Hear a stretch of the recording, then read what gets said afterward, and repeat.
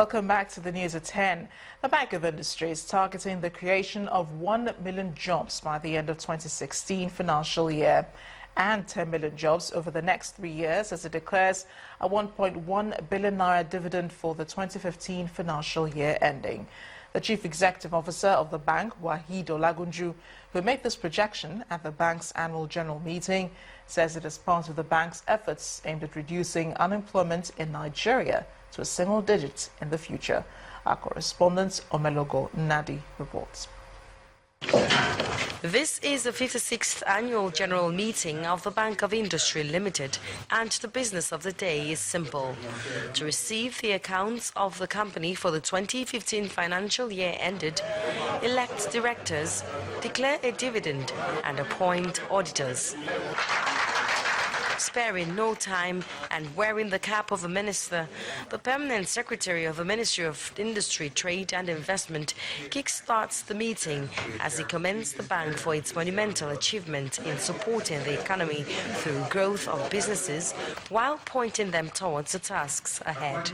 The Bank of Industry was able to achieve substantial successes by intervening and supporting both core and emerging sectors of our national economy, in the course of which it disbursed 83.5 billion naira to over 700 enterprises that generated almost 400,000 direct and indirect jobs. As one of Africa's leading policy-based developmental finance institutions, the Bank of Industry will continue to play an active role in Nigeria's economic development.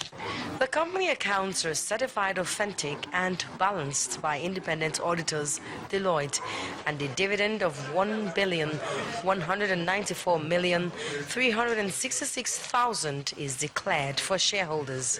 The feat the Chief Executive Officer says would be built upon until Nigeria's unemployment status reduces to a single digit. Our target disbursement for 2016 is about 212 billion naira. If we achieve, for example, 80% of that, we're looking at about 160, 170 billion disbursement. And at an average of 4,500 jobs per billion, we'll be looking up to creating almost 800 million to 1 million jobs this year.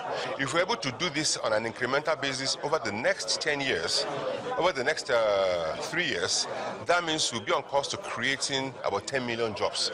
The global economic challenges of 2015 and the pressure on the business environment notwithstanding, the Bank of Industry declared a net income of 47.2 billion naira with a profit after tax of 44.6 billion naira, while its total operating income rose from 27.1 billion in the previous year to 70.7 billion naira. It's time now for business news. Here's Adeshawa Josh. You first. First Bank.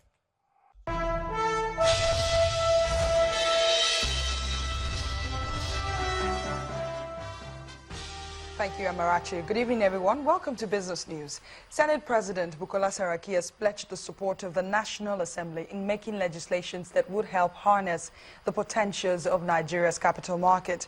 Senator Saraki, who was speaking at the Capital Market Forum in Abuja, noted that the nation's myriad of challenges could be addressed through laws that will protect investors as well as utilize resources from the sector to provide infrastructure for the country. Honorable Taiwo Ojo. Government officials, key players in the nation's capital market sector are gathered here to discuss the potentials of the sector through adequate legislations. An era of dwindling oil revenue, which has led to slow economic growth, the event is deemed timely. The resolutions at this gathering are expected to be backed by legislations to ensure that operators in the capital market are well protected. We're looking at the secure transaction in movable assets bill, Nigeria Independent Warehouse Regulatory Agencies.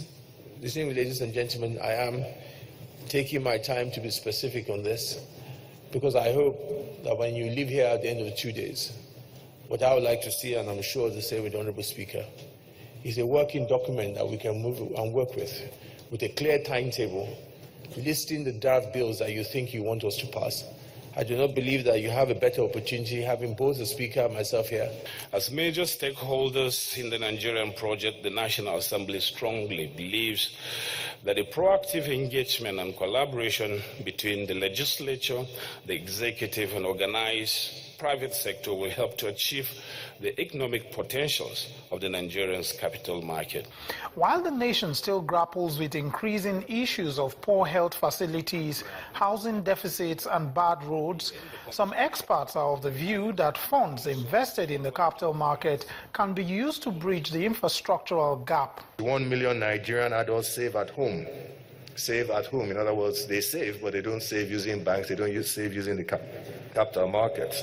And if you begin to think about the savings power of the potential of mobilization, this runs into, at least £500 billion naira every year that can be, that can flow into the economy for growth. Key issues raised at this forum include adequate legislation to give further backing for regulatory agencies in the capital market to harness the potentials of the sector. Nigerians will be watching to see if decisions reached here will be matched with action. The federal government says an account has been set up for the stolen funds recovered in the last 1 year. According to the chairman of the Presidential Advisory Committee Against Corruption, Professor Ishesage, government's plan for the funds will be made available at an appropriate time. The Muhammadu Buhari-led government revealed over the weekend that over 115 billion naira had been recovered from alleged looters in the last 1 year. Professor Sage adds that 1.9 trillion naira in cash and assets, which had also been frozen by government, are still under legal contention.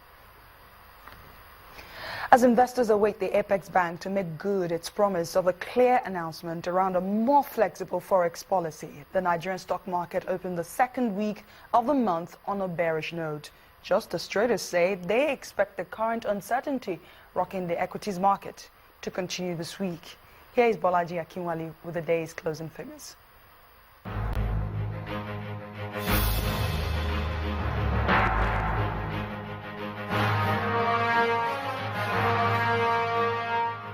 Hello and welcome to the Stock Market Reports.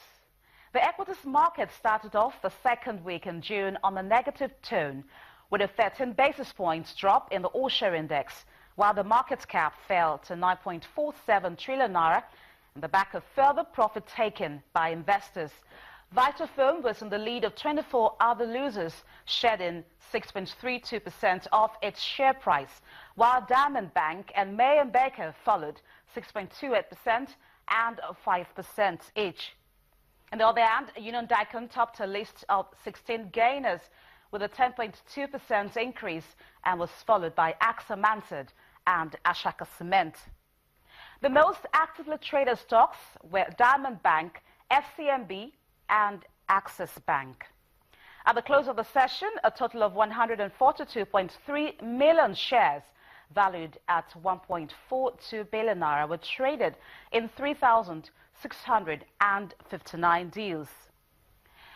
And that's it on the Stock Market Reports. I am Bolaji Akinwale.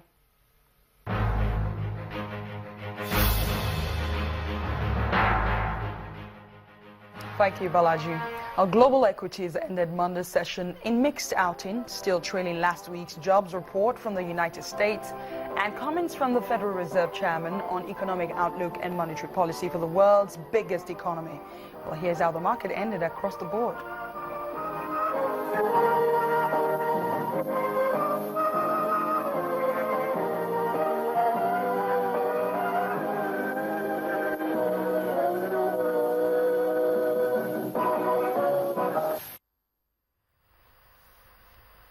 And that's Business News Tonight. The News at 10 continues in a moment. I am Adeshewa Josh. You first. First Bank. The British High Commissioner to Nigeria, Paul Ackroyd, has paid a visit to Guinness Nigeria PLC factory and the administrative block at the company's office in Ogba, Ikeja. This is the first visit by the British High Commissioner to the facility. Mr. Ackroyd said that the visit was important because of the strong relationship that exists between Guinness Nigeria and the British Commission. The British High Commissioner to Nigeria on courtesy visit to Guinness, Nigeria in Ogba, Lagos. After being welcomed by the management of Guinness, he is dressed as he takes a tour around the factory to see the different drinks produced, how they are produced and packaged.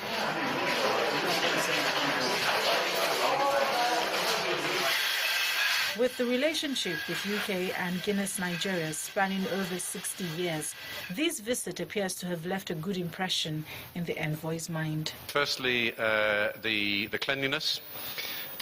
The observation of safety, the safety first rule, which I was very pleased to see, which is very important. I was wearing a high-vis jacket and a hairnet, but also on the production line, the speed at which it was going, the technical sophistication of everything that was there. This is a modern plant and a very good example of that. I think the partnership is very strong. I've just been hearing about the investment that Guinness Nigeria is making here in Nigeria. The expansion of the operation here, the investment in local jobs, the focus on local content. Guinness already employs a lot of people here in Nigeria. They're looking at doing more, and I think that's an excellent example of how a British company is working with local people, helping create local jobs, and really helping this economy. This is also an opportunity for the company to further discuss investment opportunities in Nigeria. We regularly meet the High Commissioner and the Director heading UK Trade and Investment to discuss our investment in Nigeria, our experience, just so that, as they engage with investors who are looking into Nigeria, they can also share some real-life experience. When the High Commissioner resumed, he had indicated that, he would like to visit our plant, and we're happy that is taking place, or that took place earlier today. For Guinness Nigeria, the expectation is that the relationship will grow stronger, and what has been displayed here will serve as a testimonial to others looking to invest in Nigeria. Still ahead of the news at 10, world number 3 Roger Federer kicks off grass court season with a return to Stuttgart for the first time in 15 years. We'll have more in sports news. Please stay with us.